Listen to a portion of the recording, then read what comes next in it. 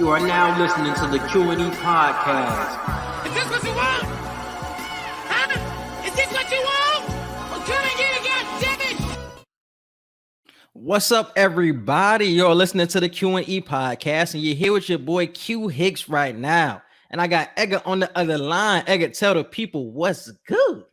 What's up, everybody? Welcome to another episode of the Q&E Podcast. Today, we are reviewing Power Book 3, Raising Kanan, Episode 6.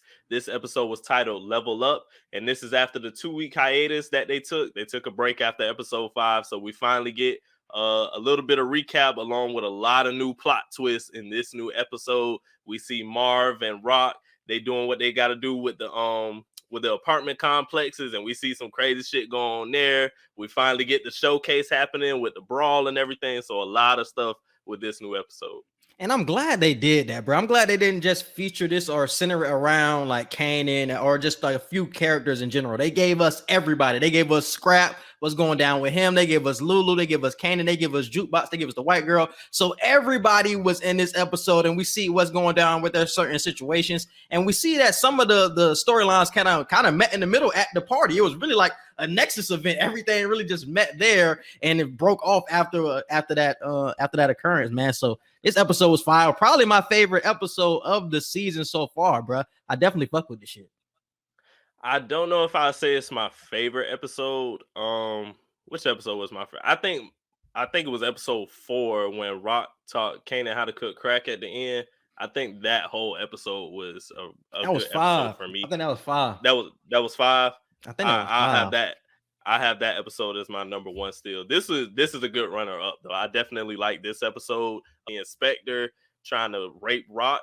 I was low key hesitant at first. I was like, whoa. I was like, they're gonna do this, but I was like, nah, Rock a G. Like, I feel like she'll know how to handle the situation because she went by herself. She ain't have no backup with her or anything. And that's what surprised me. I'm surprised she went by herself in the first place. I was like, she ain't gonna go by herself. She gonna have Marv to like be the muscle, like, hey, you gotta accept this money. But she went by herself. I'm just like, oh hell no. I know they ain't gonna go down this wrong. But when she ended up like getting hit to the floor and my boy was unzipping his pants, I'm like, Power is not known to really go down any rape routes, anything like that. We just straight to the drugs. But when I seen that, I was just like, I know we ain't gonna go this far, because even though Rock is tough, it's still the fact of he is a man and she is a woman. He is stronger than her. So it's no matter what she does, it's still most likely he could take advantage. So it was a good thing that hammer was in the way and that she could knock that nigga out. But I was still scared for her because it was still an advantage there. So I was just like, man, that shit was scary. But it shows the difficulties of being a woman in that type of position that she's in. We don't see a lot of female kingpin, and this could possibly be a reason because male figures don't have to go through shit like that. Don't have to sleep to go higher up or sleep to get some type of advantage in the game. Males don't have to go through that. We see it for a female. We see the type of difficulties that come with that. You don't get respected as much when you're a female. So we just seen the difficulties with that, man. And that shit was crazy. Yeah, and the crazy part about how they got rid of him, they put him in the wall. I don't even know if that's a safe thing to do. Because, like, once the body decomposes, like, they got to realize he's going to be up against all that material. So it's like his body. It's going to start to smell, too. Yeah, it's going to start to smell. You don't want dead body smell going through 2 apartments. Like, that's not going to go well at all. So I'm really concerned to figure out what Marv and Rock are. But who did it? Y'all just about to say, who did it? That nigga Marv. You know Marv. Yeah. Marv is known to do some stupid shit. It's just like she told you to take care of it, have fun with it, my nigga. But putting him in a wall. That's not smart. Like, what the fuck are you thinking about to put a nigga in a wall? Like, what? It's not even stone. If it was like a stone wall, that'd have been different. That shit was crazy. But I fuck with how he nailed that nigga. He put nails in that nigga brain. That shit was crazy. I've never seen no shit like that. Put nails in his brain. But I was just like, it just wasn't smart, bro. It just wasn't smart. Because you know that's going to end up biting you in the ass. And I know that Marv just continues to get cred with his sister, but he keeps going about it the wrong way. I feel like we're going to see a downfall when it comes to the gas station with him and Kanan. That's going to be another downfall. And we're going to see the effects of the inspector. Somebody is going to come looking for him, and somebody is going to come in their room and sense a smell. My niggas might be another inspector. It's like, what the fuck is going on here? What's that smell? So they're going to be like, it's some cooking, but it's going to be some shit coming out of the wall. Like, I foresee something like that going on with a future episode. I do too. And also, what was another big conflict? Jukebox and white girl Nique, they definitely came back together in this episode. I predicted that it would have took like 2, maybe 3 episodes for it to happen, but you predicted that no, we probably gonna see her again this next episode. It was too much love there, bro. It was too much. That's what I said. Love. It was too much love there. That's why I said the parents really couldn't break that up. Like, I understand you couldn't go back to your crib and hang out, and y'all was spending a lot of time together at your crib, but I didn't know she was gonna go to the hood though. I thought they was gonna kind of like meet in the middle. Like, I didn't know she was gonna go all the way to our house to kick it. That surprised me, and this is where the trouble starts to come. You start to get comfortable in the hood. We see her at the party. It's like, okay, now we're starting to see how she can get killed because now you're on the wrong side of the hood where you're really not supposed to be, my nigga. So I'm seeing a downfall might come next episode, honestly. And do you think something's gonna happen with Howard's deputy and Jukebox? Because remember, she pulled up on her. I don't know what's gonna happen with that. Because I think it's gonna be something like the white girl gets killed and Juke needs somebody to talk to. She does not feel comfortable going to her father. I feel like she will maybe talk to Kanan, but not really get her feelings out. And I feel like the cop is gay because she was like, I can be your listening ear about things a lot of people don't want to talk about. So I was just like, damn, is the cop gay too? Because she's seen her hugging the white girl. So I'm like, maybe she feels some type of sympathy toward her because she knows the type of struggle of being a gay woman. So maybe she will be that listening ear, and she might be the person that pushes her to Juke toward being a cop. I thought it might be Howard, but it could be this deputy that we're seeing. And speaking of Howard, I don't know how this bone marrow situation is gonna go because the doctor was telling him you could use Kanan, but he has to be like a certain he has to be a certain age for it to like have a larger percentage of actually working because he's only 15 right now. So as opposed to him being 18 with full grown bone marrow, the chances still aren't that high, but it'll give him a longer life still than what he already has. Yeah, but we seeing what's going on with Rock and with Howard. Like Rock ended up telling the deputy, like, tell your partner I said don't come between a mother and her son. I'm just like, oh, so she's still feeling this way. She hasn't come down from last episode. She still don't want to be a part of this nigga Howard at all. But I feel like she has to hear Howard out about his situation. Like, my nigga looks like he's about to die. He looks worse than what he did a week ago. Like, we see him in episode 5 and he did not look that bad. Like, he looked terrible in this episode. That's like, probably why they waited 2 weeks. Yeah. Because I'm like, that nigga did not look like that in episode 5, my nigga. Like, he's dying quickly. Like, you have to get that relationship started so Kanan can feel some sympathy toward his most likely biological father. Like, you have to start that connection because even though it's not 100% chance, you have to at least try to save that nigga life. So hopefully Rock hears him out. But I don't know how willing she's going to be to listen because we also see in this episode, she cut Symphony off. Like, I get it. You got my son out of jail or whatever, but you still did that behind my back, and I can't trust you. Once you give me a reason not to trust you, it's over for your ass. I'm like, damn, like she just cutting everybody off right now, and she's really on a it's me and Kanan versus everybody else mindset at this point. So I don't know how willing she gonna be to listen to Howard. But I still don't know how long that relationship between her and Kanan gonna last. Are they gonna wait all the way to the finale? That's what I'm telling you, bro. It's not going to last. It's not going to last. I don't know, bro.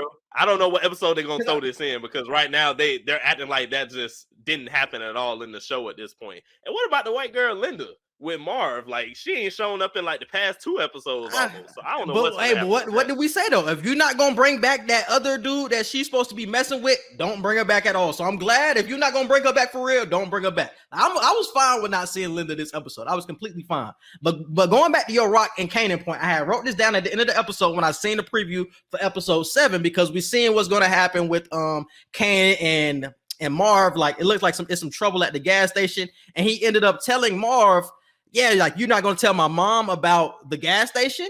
And we seeing that everything Kanan has done when he doesn't involve his mom in the decision, then shit turns sideways, my nigga. Like, he has to involve his mom because his mom knows the consequences. If you're going to Marv to get some type of reasoning, to get some type of rationale, my nigga, it's not going to turn out the best for you because we know that Marv doesn't think shit through, but Rock thinks shit through. And everything that we've seen with Kanan when it doesn't involve his mom has turned left. And I think it's showing like Kanan growing up, because when you see him in the original Power, like, you see like he knows his shit. He's calculated. He knows how to move. But now we're seeing the growing pains of going through the hood and just getting into the game. Like we're not gonna see that power wise Kanan that we're gonna see in this Raising Kanan, because he has to go through the experiences first to get to the calculated person that we see in power. So we're seeing the struggles, and I think next episode when we see the gas station scenes, it's gonna be like some more trouble gonna pop off with that situation. And I think that's gonna be some other shit. I've noticed throughout this show, Rock is the perfect blend of Marv and Lou, because Marv is the oldest and he's the most, don't think about it, just go ahead with whatever the plan is and just go. He puts no thought into what he's doing, and he's just let's do it right now. And Lou is the more conservative one, where it's like, I don't think we should do this. I'm not gonna do this. I'm gonna wait and see how it plays out. But Rock is the mix of two. She knows when to go and get it, but she also knows when to chill and how to be conservative as well. So I feel like she's the middle child, and she's the perfect middle point of both Marv and Lou. And going back to the point I just made, I think she's going to get tired of this nigga Kanan fucking up. It's like, you're doing too much stupid shit, and I can't really. You're too you're too unpredictable. Yeah, too ambitious, too unpredictable. I don't know what you're gonna do next. You could be harming this family in what you're doing, because what he's gonna be doing next episode, they're in a drug war, my nigga. You're gonna be open. Like, if a nigga pull up to the gas station from Nique crew, you're done for. Like, you're putting the family at risk in what you're doing. So I think we could see a separation early. And like I said about season 2, I think that's when he's gonna go down the road with Ghost. And I really think he's gonna, separate from his mom, because his mom wants to run things her way, and it looked like Kanan, he wants to be the leader, when you have to learn how to be the follower before you become a leader, bro. And as far as Famous, with the showcase, well, not Famous, but Scrap with the showcase, I didn't expect Nique to off him that quick. I thought we would have seen Scrap for maybe one more episode, because we see the killing failed. I didn't know they was supposed to kill Lou. I thought they was just there, to fuck shit up. Yeah, they actually had a hit on one of them. Yeah, and shout out to everybody in the comment section for telling us about that Rock and Scrap situation. Literally everybody in the comments was like, nah, like Scrap is a mole for Rock. He's not gonna be a mole for Nique. So everybody in the comments was saying that. So I had a good idea of what was going to happen. I didn't know that situation was going to happen where they was going to have to hit Lou, though, and he was going to make a decision. Like, Nique put him in a difficult position, because it's like, to prove yourself, nigga, you got to kill one of your men. And it's like, obviously Scrap wasn't going to do that, because then you fucking up with Rock. So, hey, Nique knew what was going on. I didn't know Nique was like that ahead of the game, but shout out to that nigga.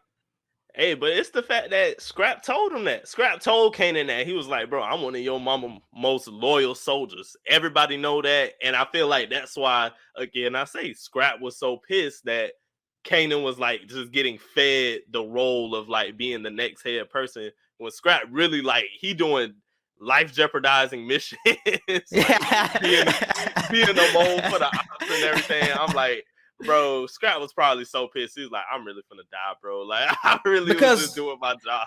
Because that's how she ended up finding out about how Kanan got picked up by Symphony. Scrap told her everything, because you remember when Rock ended up pulling up on Scrap, she probably got all the information from Scrap, what went down with Kanan, who picked him up. And she probably like told him the plan of, okay, this is what we're going to do moving forward. I need you to be a mole for Nique. And then I want you to do this, like see how Nique's moving. But it ended up getting them fucked up. But that was the plan. She wanted to get inside of Nique's head, but that shit went wrong, my nigga. We see what happened to Scrap outside of her house. That nigga most likely dead, my nigga. Fuck that nigga all the way up. They didn't have anything else for him to do. Like, he was really just chilling, and then out of nowhere, it's like, okay, we need you to kill Lou. And it's like, whoa, like I didn't expect them to give him a mission like that. They trying to make him prove himself. That's what I'm saying. All right, you want to come over on this side? All right, kill this person. And it's like, it's not one of their regular corner people. They ain't tell them, take over this area that they used to have or whatever. It's like, no, we want you to kill one of the 3 head people right now. And I'm like, bro, how you finna give him that job right off real? But that's why I give Joey Badass a lot of credit for putting him in that position. Like, because this is the same thing I say about Puerto Rican girl, Famous's sister. Like, you have to put her in a position where it's like she has to make a decision between one or the other, because you cannot have both when it comes to Famous and Lou. And I feel like Nique put Scrap in a position where you had to pick between, are you betraying your squad or are you with us, nigga? And you see that Scrap ended up giving Lou like a sign, like, hey, nigga, it's about to go down. And that's why Lou ended up punching the dude and starting a whole riot inside of the event, because hey, shit was about to get crazy up in there. And once my boy who was with him from Nique's crew seen that, he was like, oh yeah, nigga, we knew you was a bitch. We got your ass, nigga. Yeah. Off that nigga outside the place. I was like, yeah, my nigga. So that was smart by Nique, my nigga. That was smart. And what else did I want to say? With Famous's sister, I feel like she's still gonna choose Lou, bro. I'm leaning more so towards her, staying loyal to Lou, because she told him, and I think it's gonna stay in his head. Once she told him, you the one with all the money, so you the one who really called the shots. I feel like when she's put in a situation where she's gonna have to choose, he's gonna remember that, and she's gonna remember that she told him that. Like, oh shit, like I did let him know, like he the one with the money, so he the one really in charge. Yeah, he just paying everybody bills right now while Crown the one giving directions. But when he let her know, look, you either got to choose to roll with me or roll with this dude, I feel like she gonna go with him because she knows that, okay, he's taking my advice serious now. But I think it's going to come a point where, with what you said last week about her, it's going to be like the connection thing that you were talking about with Crown. Lou doesn't know anybody in the game, but Lou has the money, but Crown has the connection. If she falls for anybody, it will be for Crown, in my opinion. I don't think she was going to fall for that random nigga that we see that they was fighting outside of the venue. I don't think that was going to happen. But one person that I am really still suspicious of is Crown, because he has the connections in the game, my nigga. So that's who I will keep an eye open for if anything were to go down. So that's who I'm still looking for.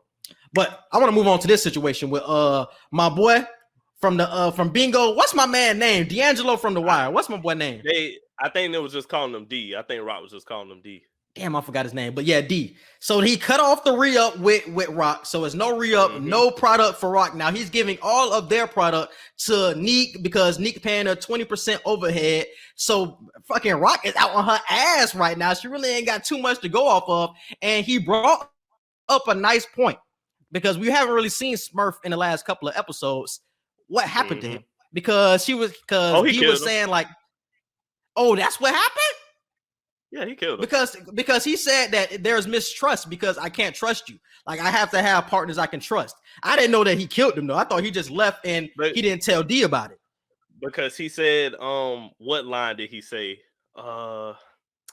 Damn. He said a line that instantly made me think, oh, he killed dude. Because I think he said something about Smurf could attest to that if he could attest. And I'm like, oh, he basically saying that, like, if Smurf was here to tell you, like, what I'm saying is true, he would, but he's not. And I'm like, well, if he not there, then where else can he be but there? No, because I was thinking, I remember that same line, but that's why I thought that he was in the South, where I thought that he was already in the South. Like, he would be here, I don't think if he can attest to that. I don't think he just let him go like that. If he but knows, I thought he was already gone, though. I'm pretty sure. I thought Jit was already gone. But I'm saying, though, it's like, I feel like if he knows he's gone, I'm sure he sent out a team to get him, because Smurf did that deal with Rock under the table. D didn't know about that. So it's like, if you're doing deals with my clients under the table and it's not benefiting me, you are up at this point. So I feel like that's why he killed him. So I feel like that's why Smurf did. Bro. That's crazy. I feel like Smurf did. If he's not, that's going to be a damn, that's crazy. Oh, I peated that nigga Smurf, bro. It was a smart idea, but you did it with the wrong person, because he was connected to D's operation and how things went down. She should have sent somebody else down there to start it. Then it was a smart plan what she was doing, to start shit and have money going on over there, but you just sent the wrong nigga, and now your whole product is just fucked up. Like, you don't got anything else. So how do you think she will get product moving forward? Oh, she went to the bodega shop. She went up to Julia, remember? She went to Julia and was like, get in contact with your cousin in Washington Heights. And Julia was like, I got a lot of cousins. I don't know who you're talking about. And then Rock told her, look, I know everything about you and your family. Tell your cousin, you know the one I'm talking about in Washington Heights. I want to make a deal with him. So she finna get a whole nother plug. And she probably finna get some even more expensive, more quality cocaine, because she getting it straight from the Hispanics now.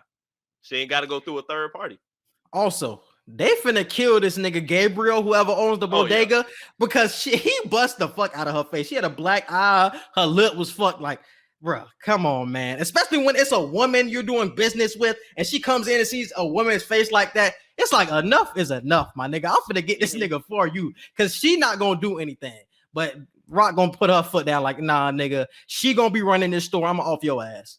You know what I think? I think Julia gonna actually kill him or beat his ass because that pep talk Rock gave her before she walked out, she was telling her like, look, what kind of world would women be in if we always shut the fuck up whenever our men like told us to do shit?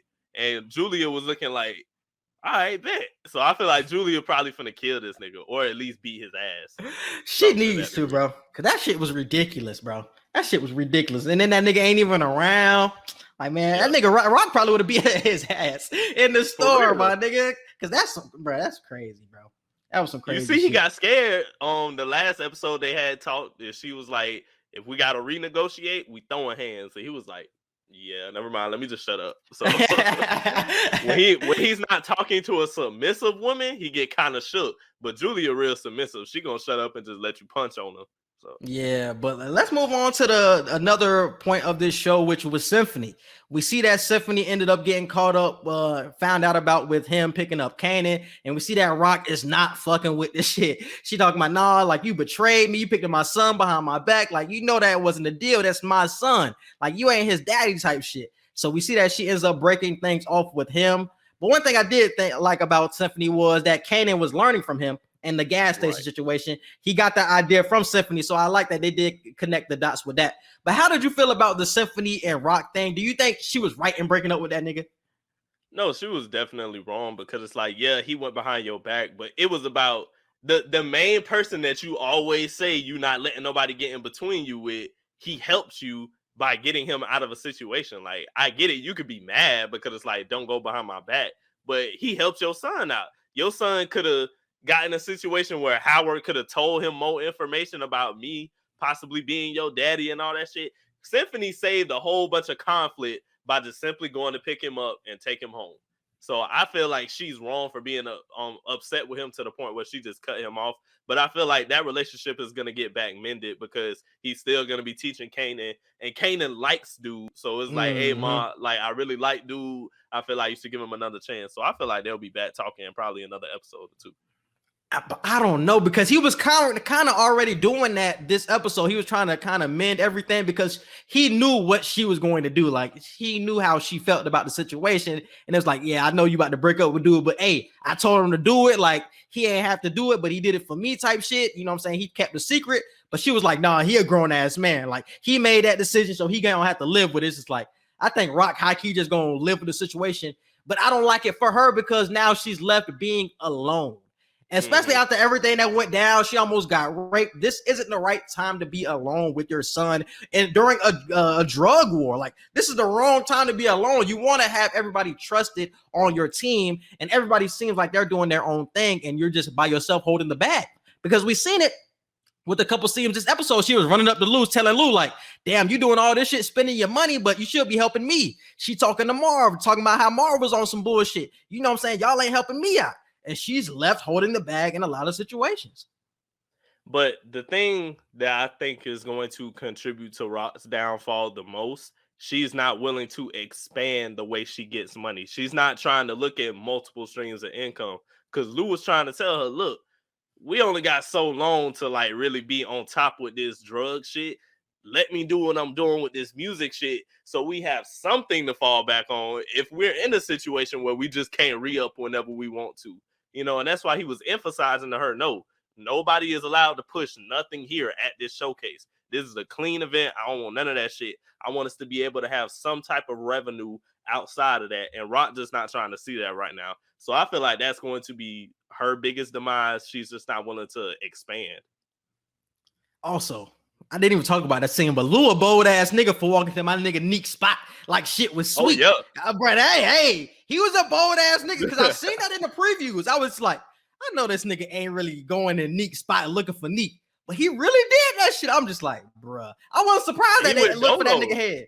He went dolo too. I'm like, bruh, this nigga tripping, my nigga. Enemy territory when you know I'm beefing with your sister? Nigga, fuck your event. Nigga, I don't give a fuck about your event. Nigga, you coming in my place of business. And you heard Nique after he left out, he was like, I ain't gonna lie, I respect that shit, but he got me fucked up for real. He was like, I respect the fact that he did it, but it's the fact that you killed one of my niggas and you think everything is sweet enough to just come in my shit. He was like, you bold as fuck for that. I respect it, but you bold for that. So yeah, bro. Crazy. I couldn't even be surprised by that shit. But probably my favorite part of this episode was that Famous situation, bro. Famous was stealing my nigga Kanan's life and putting it as his.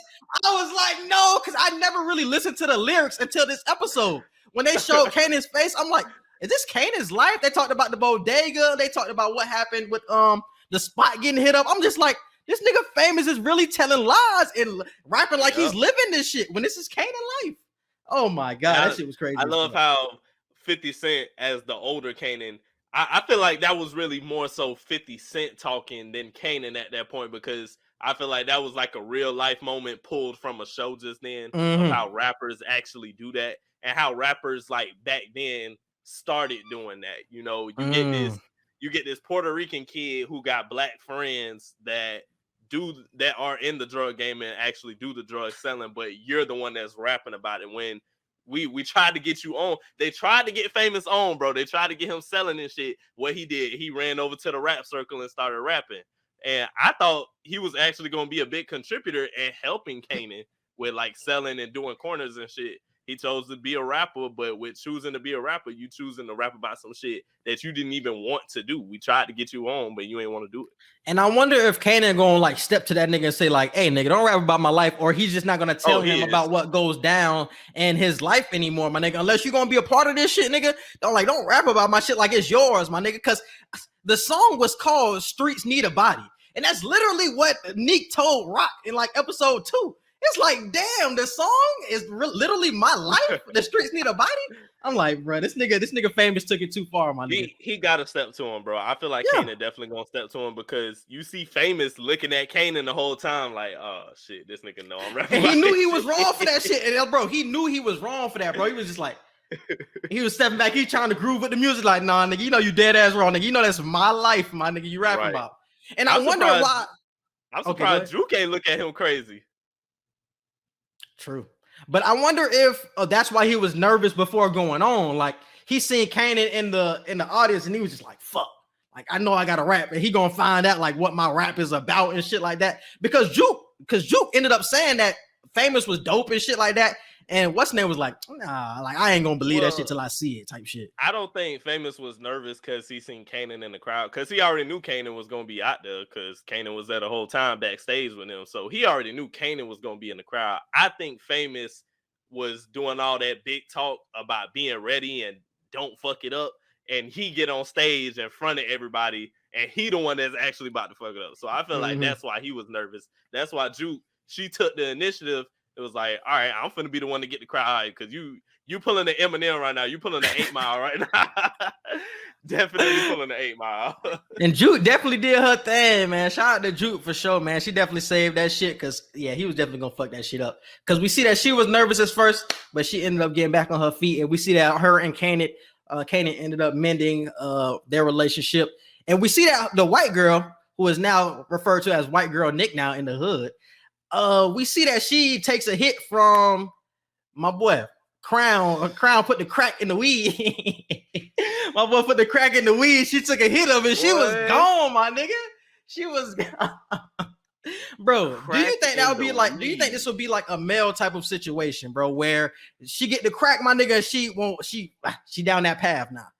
I don't think so. She's from too high society of an area to where it's like they're not even serving crack in her area, so she would have to come over to the hood to get that shit. And I don't even think she'll go to the gas station. How we're talking about Marv setting up to actually run the gas station as a pop-up spot now.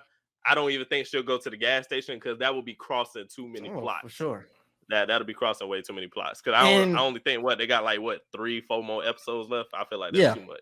And Juke don't want her dad to know about White Girl anyway. Like she wanted to really keep it toward Kanan And if Rock find out, it's cool, but she don't want everybody to find out about white girl. Nah, keep that shit. Because Famous didn't even know. Famous was just like shaking her head like they were friends, but he didn't even know like the deeper connection. So it's like, he was literally hitting on her. He was literally hitting on her in front of you. Yeah. So he don't even know. So I think he want to keep that shit that way, bro. And I think that was it. Then the last scene we see that Lou started the fight so he wouldn't get shot. We see that Nique, somebody from Nique crew and Scrap ended up walking in. We see that Scrap gave Lou the signal like, hey, nigga, it's about to go down in here. And Scrap ended up throwing a punch, my nigga, talking about some South Side. Whole brawl breaks out, my nigga. And everybody had to run out of the spot because they didn't want to get shot, shit like that. So he ended up saving his life. But we see what happened with my nigga Scrap. Had to get blasted for that, my nigga. You with the ops. So yeah. Crazy. RIP to my dog Scrap, bro. Yeah, man. He was a loyal nigga after all, bro. He was a loyal nigga. I thought you were switching up, but you proved your loyalty. I'll accept that. Loyal. And I think that's everything from this episode. Did I say something about the cop was gay? Did I say that? Yeah. Okay, yeah. That's all I want to talk about. And you got any other than the gas station stuff? You got any predictions for next episode? Next episode, man. Because that's the main thing they're gonna highlight. That's the main thing that's gonna happen next episode. But I don't know what comes. Oh no, I think girl gonna die next episode. Cause I think she gonna come to the hood. Yeah, I think the white girl gonna die next episode. I think she gonna come back to the hood wearing the jacket, thinking shit sweet. She high key might be a little comfortable because she done hung around her friends a little bit. She done came to the hood. She might be a little comfortable when it's like this ain't your side of the city. You need to always be alert. And she gonna be thinking shit sweet. Might get blasted, wrong place, wrong time type shit. I feel something with the white girl is gonna happen next episode. It's not gonna be no situation like that because they showed in the preview for episode 7 that I think that the ball thing that they was talking about this whole time leading up to now, I think that's what they're going to. Cause remember in the preview, she remember it was like a dance or something. Oh, a dance. Oh, okay. Yeah. She her and Juke are actually gonna go because in the preview, Juke is like, are you sure like I'm allowed in and stuff like that? So I feel like it's gonna be some shit there. Yeah. It's gonna be some shit there. Damn, this white girl need to die, man. Every episode moving forward, I'm gonna predict death. I'm predicting death for the white girl every episode moving forward. And and I feel like the body situation with the inspector that's going to fall. Yeah, come on. Next episode. Marv always find that shit out. Rock finna find that shit out next episode because somebody gonna smell that shit. Somebody's gonna smell that shit. Come on, bro. You gotta be smarter than that. But one thing I took away from the end of this episode was it was when we seen Scrap end up getting laid out in front of Rock's house. Something that the older 50 Cent said was when you keep climbing the ladder in this game, you have to keep climbing the ladder in this game because once you're in it for it's no way off, my nigga. So we seen that with Scrap. Like he tried to continue climbing the ladder, but it's like there's no way he could really get out on both sides. And it's the same thing for Kanan. Like you try to be the leader, my nigga, but you're seeing the consequences literally laying at your doorsteps. And it's really no way off because niggas know you in at this point. So Kanan need to watch his back at all times because just as easily as Nique said, go get Lou, it could have been like Nique could have said, go get Kanan. It could have been that quick and that easy, my nigga. And no sign would have been given because Kanan still would have had the mentality of, oh, this nigga op. So he wouldn't even took the sign from Scrap that some shit was going down. He would have been like, oh, this op in here, some shit like that. He could have ended up getting blasted. So that decision could have changed everybody's lives, bro. So it could have been that easy, man. But that was some shit I took away. Yeah, definitely. The inspector body being found, that's definitely gonna happen. I feel next episode. Some shit is gonna happen at this dance with Nique and Juke. And yeah, we're finna get a lot of gas station shit. I hope it don't fall through the mud because Kanan playing was so good. I hope Marv. It's a good plan. It's a good plan. I hope Marv don't fuck it up to the point that it just won't work at all. I hope he don't do that. Once you involve Marv with anything, it is going to fuck up. Especially when Marv think he's the leader on some shit because Kanan really doesn't have like the resources like Marv does. So he needs this nigga's help if you want to keep that shit on the side. And Marv gonna think he the leader when it's like, no nigga, I'm the real brains here. And you know Marv gonna fuck this shit up. He gonna run this shit into the ground, my nigga. So it is what it is. But did I say something about Kanan and Rock going their different ways by the end of the season? Because I think she's gonna get tired of that nigga. I said that. Okay, yeah. I think that's gonna happen. He doing too much dumb shit, and I don't think Rock gonna stand for this shit too much longer, my nigga. And I think that was it. Any other predictions? Nah, that's it. All right, bro. You can hit it with the social media. You can follow us on Twitter at Q&E Podcast 1. You can follow us on Instagram at QANDE Podcast. You can follow and like our Facebook page and subscribe to our YouTube at Q&E Podcast. And our Gmail is QANDEpodcast@gmail.com. Yes, and you can subscribe to us on all of our podcast platforms. We're on Apple Podcasts, Google Podcasts, Spotify, and iHeartRadio. Subscribe to the YouTube and appreciate everybody who comments on these videos. Like, comment, subscribe. Definitely share, man. We definitely appreciate all the comments. Definitely let us know how you feel about this episode. And subscribe to my YouTube. Just type in Quincy Hicks to the search bar and definitely subscribe. And we appreciate you guys for listening. And we out. Peace.